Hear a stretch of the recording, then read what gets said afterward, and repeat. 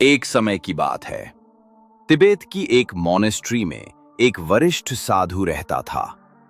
साधु अपने शिष्यों के साथ मॉनेस्ट्री में सुबह शाम ध्यान और साधना किया करता था। एक दिन जब साधु और उसके शिष्य ध्यान में लीन थे, तब अचानक उन्हें शिविर के अंदर एक अजीब सी हलचल महसूस हुई और उनका ध्यान भटक गया।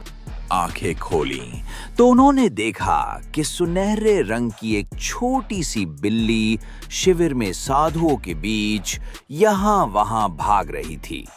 सारे शिष्य उठ खड़े हुए। थोड़ी सी ही देर में बड़ा उद्यम मचा दिया था उस बिल्ली के बच्चे ने।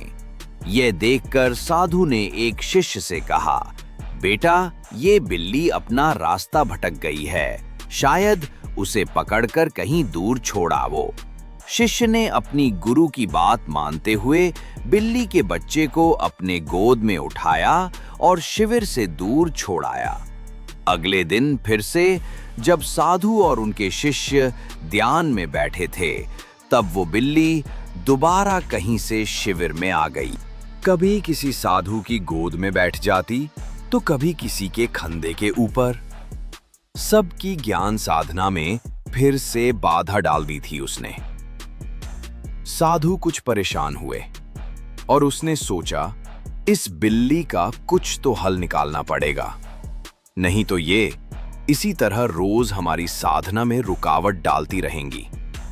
उन्होंने अपने शिष्य को बुलाकर कहा, बेटा, इस बिल्ली को पकड़कर किसी खूंटे से बांध दो। जब हमारी साधना का समय पूरा हो जाए तब इसे खोल देना और जाने देना। शिष्य ने बड़ी मुश्किल से बिल्ली को पकड़ा और शिविर के कोनी में एक खूंटे से बांध दिया। साधु ने सोचा, चलो अभी के लिए तो इस समस्या का समाधान हो गया। अगले दिन फिर वही हुआ। बिल्ली ने सबकी नाक में दम कर रखा था। साधु भी अब बहुत परेशान हो चला था। उन्होंने गंभीरता से अपने शिष्य की ओर देखा तो शिष्य कुछ घबराकर बिल्ली को पकड़ने के लिए उठ खड़ा हुआ। बड़ी ही कोशिश के बाद जब बिल्ली उसके हाथ आई, उसने उसे उसी कोने में दोबारा बांध दिया। शिष्य ने सोचा कि अगले दिन से वो उस बिल्ली को गुरुजी के उस शिविर में आने से पहले ही पकड़कर खूंटे से बांध देगा। हाँ, यही ठीक रहेगा, उसने मन में ठान लिया। वरिष्ठ गुरुजी के साधना में इस तरह भंग नहीं पड़ना चाहिए। बस फिर क्या था, हर रोज कोई ना कोई शिष्य गुरुजी के आने से पहले ही उस बिल्ली को पकड़कर बांध देता और ध्यान साधना पूरी होने के बाद उसे छोड़ देता। हर घर इस बात की चर्चा होने लगी कि इस मॉनेस्ट्री में एक खास वजह से पहले एक बिल्ली को शिविर के खूंटे से बांधा जाता है और उसके बाद ही गुरुजी अपना साधना करते हैं। शिविर में जो नए शिष्य आते रहे वो भी इस चलन का पालन करने लगे। वो तो गुरुजी के साधना से पहले कहीं से भी बिल्ली को ढूंढ लाते और शिविर के पास बांध देते। उन्होंने इस बात को रोज का चलन बना लिया था, बिल्ली को कहीं से भी ढूंढ कर ले आना और गुरुजी के आने से पहले उसे बांध देना, और फिर जब साधना का समय पूरा हो जाए तो उसे छोड़ देना। देखते ही देखते आसपास के शहरों में इस बात की चर्चा होने लगी। जो भी नए साधु उस मॉनेस्ट्री में आते, वो साधना शुरू करने से पहले बिल्ली के शिविर के पास बांधे जाने का इंतजार करते। ऐसे ही कई साल बीत गए। वो छोटी सी बिल्ली भी बड़ी हो गई। कहीं साधु आए और गए। नए शिशु ने पुराने शिशुओं की जगह ले ली। लेकिन इतने सालों बाद भी उस मॉनेस्ट्री में उस बिल्ली के बांधे जाने से पहले कोई भी ध्यान साधना नहीं करता था। यही वहां का चलन बन गया था। एक दिन उस बिल्ली की भी मृत्यु हो गई।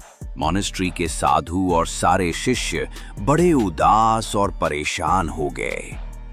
इस दुविधा को सुलझाने के लिए उन्होंने एक कमेटी बिठाई और कमेटी मेंबर्स ने सोचा कि इतने सालों से चलती आ रही उस मॉनेस्ट्री की इस प्रक्रिया को यूं बंद कर देना तो सही नहीं।